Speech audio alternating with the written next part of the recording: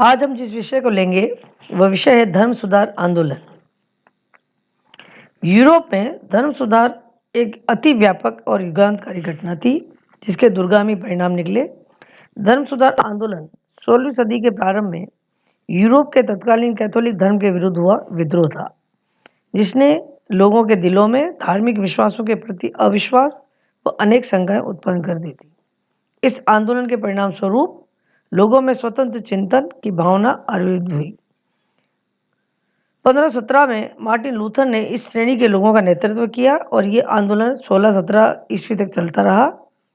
इसने कैथोलिक धर्म को अनेक संप्रदाय में विभक्त कर दिया और स्विस सरकार ने इसे एक क्रांतिकारी कदम बताया था। धर्म सुधार आंदोलन से पूर्व यूरोप की धार्मिक अवस्था क्या थी, हम इस पर चर्चा करेंगे। यूरोप में धर्म सुधार आंदोलन का प्रारंभ 16वीं शताब्दी के प्रारंभ में हुआ था और 17वीं शताब्दी तक चलता रहा। इससे पूर्व यूरोप एकमात्र धर्म कैथोलिक था और संपूर्ण यूरोपवासी इस धर्म के अनुयायी थे। ईसाई का बच्चा जात जन्मजात नागरिक माना जाता था और वो कैथोलिक धर्म को मानता था। इस समुदाय के भीतर पादरियों मध्यस्थ पुरोहितों के रूप में एक विशेष स्थिति थी। ऐसी उस समय आम धारणा थी कि एक अच्छे ईसाई का जीवन जीने और मोक्ष प्राप्त करने के लिए इन पादरियों की मध्यस्थता आवश्यक है। प्रत्येक राज्य का शासक उसकी प्रजा कैथोलिक धर्म और चर्च के नियमों का पालन करते थे। यदि कोई उसे नहीं मानता तो उसे बाहर कर दिया जाता था और इसका सर्वोपरि अध्यक्ष रोम का पोप ही होता था। पोप उस समय इटली की राजधानी रोम में निवास करता था और पोप की शक्ति धर्म और राजनीति सर्वोपरि बनी हुई थी। सर्वोपरि सत्ता के लिए शासक वर्ग व पोप के बीच संघर्ष प्रारंभ हुआ और वह सदियों तक चलता रहा। शासकों और पोप के बीच अनेकों अनेकों साल तक सत्ता के विरुद्ध संगठन चलता रहा और अनेक उतार चढ़ाव के उपरांत भी सार्वभौम सत्ता पोप के हाथों में ही निहित रही। अपने से नीचे के समस्त धर्माधिकारियों की नियुक्ति वह करता था और उन्हें पदच्युत कर सकता था। शासक भी इस अधिकार को चुनौती नहीं दे सकते थे। पोप के अधीन असंख्य धर्माधिकारी होते थे।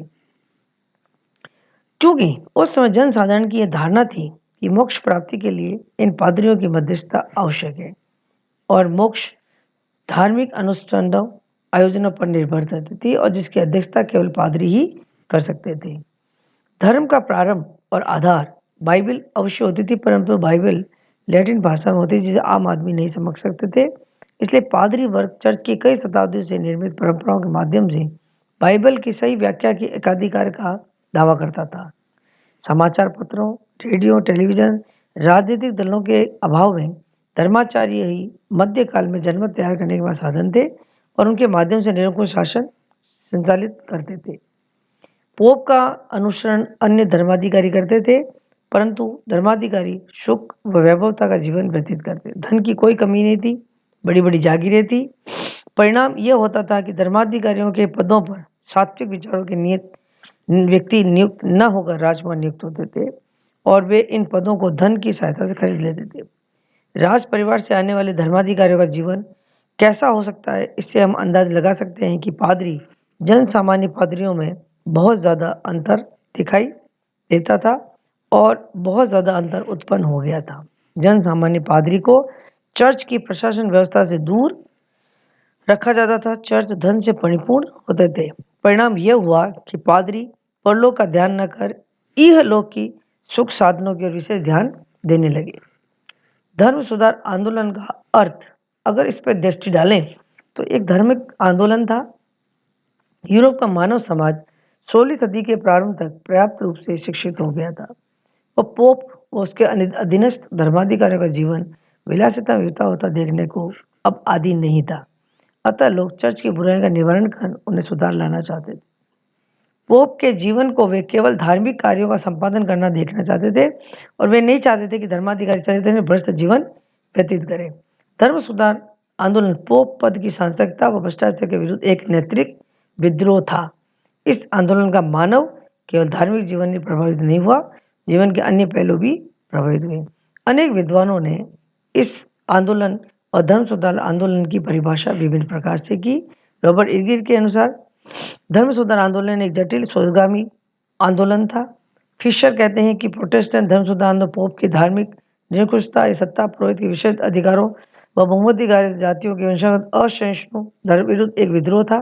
हेस कहते हैं धर्म सुधार आंदोलन की परिभाषा स्पष्ट करते हैं 16वीं शताब्दी के प्रारंभ में धार्मिक विवेक की जागृति के कारण बहुसंख्यक कैथोलिक चर्च के कटु आलोचक थे।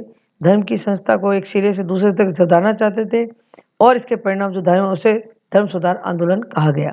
हील ने धर्म सुधार आंदोलन धार्मिक भ्रष्टाचारों की उपस्थिति के जो अब सहन नहीं किए जा सकते थे, जर्मन मस्तिष्क और प्रकृति के संविधान की तरह आवश्यक उपस्थिति।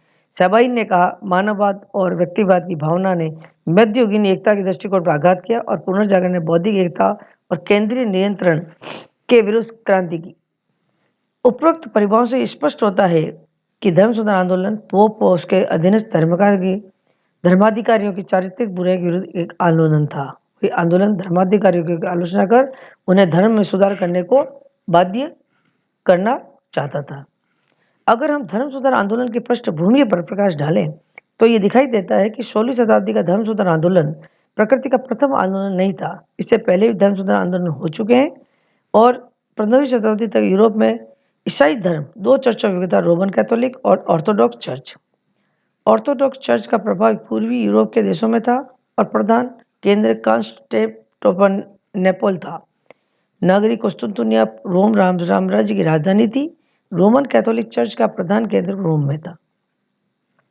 टर्की पर तुर्कों ने अधिकार करके ऑर्थोडॉक्स चर्च के प्रभाव को कम कर दिया। अतः 15वीं शताब्दी के आरंभ धर्म सुधार आंदोलन हुआ 16वीं शताब्दी में हुआ। वे दोनों रोमन चर्च के विरोधी हुए और 15वीं सदी का धर्म सुधार आंदोलन कॉन्सिलियर आंदोलन या पाक्षिक परिषदों के माध्यम से पोप के विरुद्ध किया गया आंदोलन था और 16वीं शताब्दी का यह आंदोलन ईसाई मानववाद का आंदोलन था। इसमें मानवतावादी आंदोलन बुद्धिजीवियों के पुनर्जागरण की एक शाखा थी। इसमें बुराइयों की आलोचना की गई। मानवतावादी ईसाई धर्म की ओर लौटने लगे और उन्होंने बाइबल का लोक भाषा में अनुवाद करने की मांग की। इस प्रकार धर्म सुधार की कुछ मूल विशेषताओं को धर्म सुधार आंदोलन से पूर्व ही प्रस्तुत कर दिया गया था। परंपरा से विच्छेद का कोई क्रांतिकारी आंतरिक सुधार की मांग की गई थी। इस प्रकार हम कह सकते हैं कि धर्म दरों की एक परंपरा इस आंदोलन से पूर्व प्रचलित हो चुकी थी, जो चर्च के मूल दावों को स्वीकार नहीं करती थी। और धर्म सुधार आंदोलन धार्मिक बुराई के अलावा कतिपय गैर धार्मिक बुराई से भी जुड़ा हुआ था। शासकों द्वारा प्रादेशिक प्रभु सत्ता को नियंत्रण में लेना, इससे पूर्व बताया जा चुका है सम्राट पादरियों की नियुक्तियों को अपने अधिकार में लेना चाहते थे और वे पोप के पद को भी राष्ट्रपति मानने को उद्यत नहीं थे।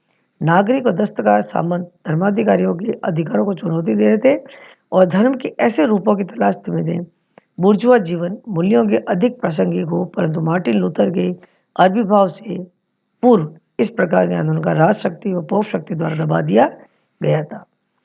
धर्म सुधार आंदोलन और धर्म सुधार के उद्देश्य क्या थे?